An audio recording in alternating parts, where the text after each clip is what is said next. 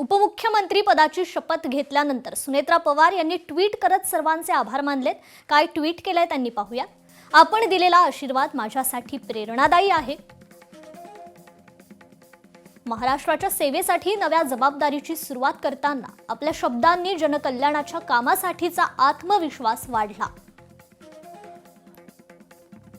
राज्यातील जनतेच्या कल्याणासाठी प्रामाणिकपणे समर्पित भावनेने कार्य करण्याचा संकल्प यामुळे अधिक बळकट झालाय।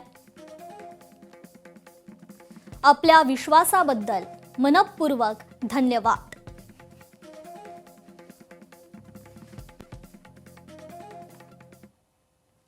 कोल्हापूर महानगरपालिकेच्या महापौर निवडीची बैठक संपन्न झाली आहे। मंत्री हसन मुश्रीफ बैठकीला अनुपस्थित होते। कोल्हापुरातल्या एका हॉटेलमध्ये ही बैठक पार पडलेली आहे।